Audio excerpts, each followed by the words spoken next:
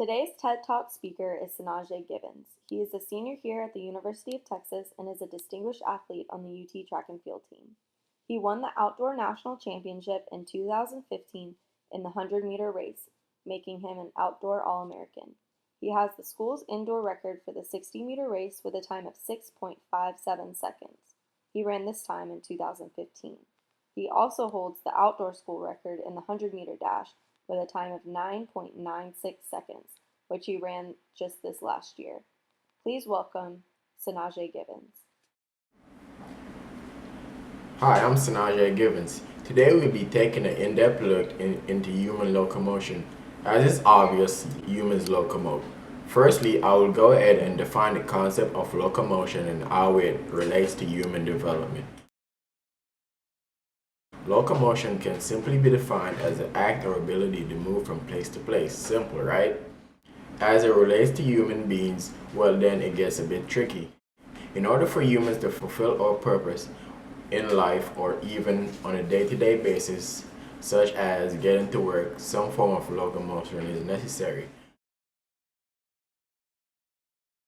The problem with this is that we are not born with an innate ability to sprint across the road to avoid being hit by a car or jump over a puddle of water. These qualities must be learned and must be learned in stages. In this talk, we will discuss the step-by-step progression of a newborn baby who has no ability to walk to a grown adult who is able to locomote or move and move really fast. To make this interesting, we will look at myself and my progression from a tiny baby to a college and elite level sprinter who is, of course, able to move really fast.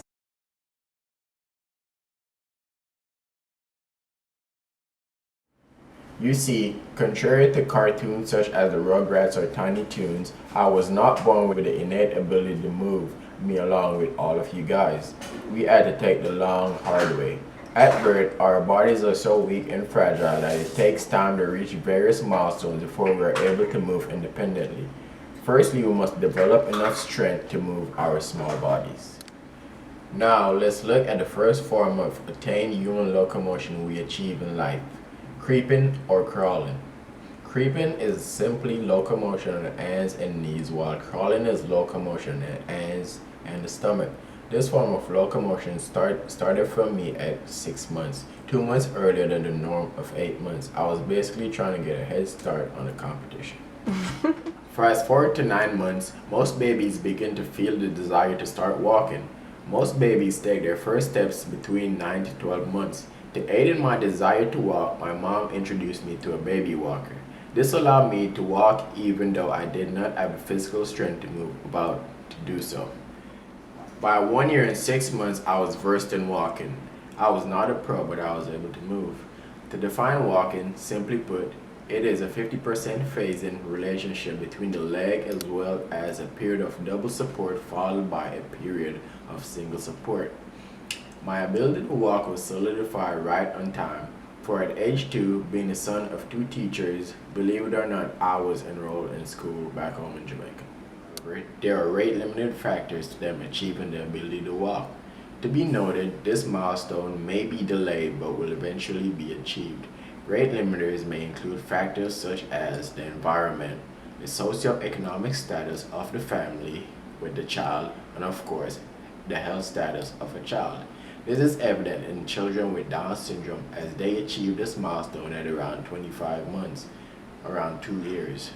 Back to my story. At 2 years old, being enrolled in basic school, the equivalent of what Americans call kindergarten, I was surrounded by kids twice my age. Simply put, there were 4 and I was 2. The major difference between me and them, however, was they were able to run, I wasn't. Running in layman's terms is basically like walking. It has a 50% phase-in relationship between the legs. Unlike walking, running has a period of flight, during which neither foot is in contact with the ground.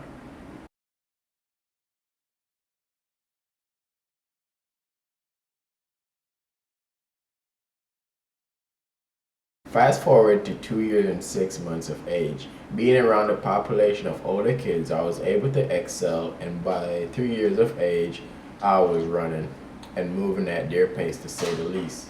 To get to this milestone, however, was no easy feat. I had to endure countless falls and bruises progressing through the stages from running like this. Running with rigid limbs and minimal range of motion to being this guy, a young sprint sensation. From there on, I only got better as I aged and gained more muscular strength, incorporating various training methods such as weightlifting and plyometric training.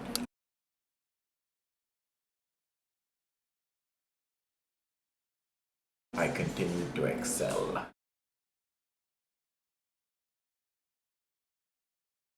Now, let's consider the variation at different levels of running. To be noted, firstly, running consists of three phases. The support phase, which allows the body to absorb the impact forces of a foot strike. These forces include gravity and the weight of the runner. This stage also supports the body and allows for forward propulsion in the next stage of running. The flight phase, as the name suggests, is a flight. The leg extends, propelling the body through the air. The force needed for this flight phase is achieved by extension at the hip, knee, and ankle joint.